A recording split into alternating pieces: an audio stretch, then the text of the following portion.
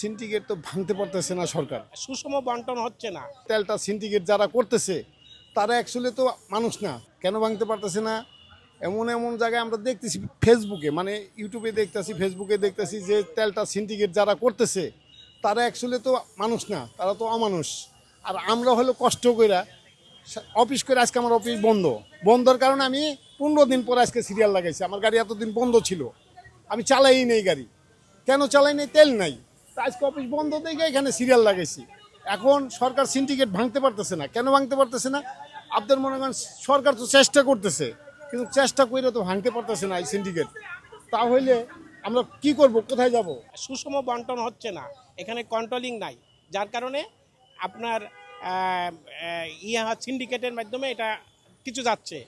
আগে তো প্রচুর গিয়েছে, এখন কিছুটা কন্ট্রোল করার চেষ্টা করছে, কিন্তু এইভাবে যদি চলতে থাকে তাহলে আমরা খুব বিভ্রান্ত, আমাদের ওয়ার্কিং আওয়ারটা লস হচ্ছে, যার কারণে আর্থিকভাবে আমরা ক্ষতিগ্রস্ত হচ্ছি।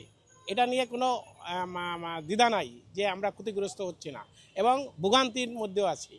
সরকার চাইলে কি সিন্ডিকেটটা? হ্যাঁ, ডেফিনেটলি আন্তরিকতার সাথে চাইতে হবে, শুধু মেন্টালি না, মুখে চাইলে হবে না, মেন্টালি চাইতে হবে যে না, এটাকে কন্ট্রোল করতে হবে। সরকার তো কন্ট্রোল করতে পারে বলেই তো তাকে নির্বাচিত করে সবাই দিয়েছে, কিন্তু সে যদি কন্ট্রোল না করতে পারে তাহলে তো আলটিমেটলি কিছুই উপকার হবে না দেশের।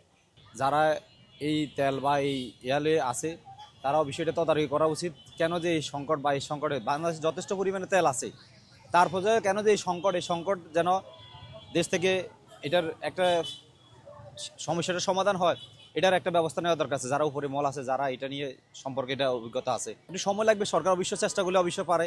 সরকার যদি এটা নিয়ে খুবই খুবই চেষ্টা করে, কারণ জনদুর্ভোগ, এটা জনগণ এবং আমাদের জনগণের জন্যই এটা সমস্যা।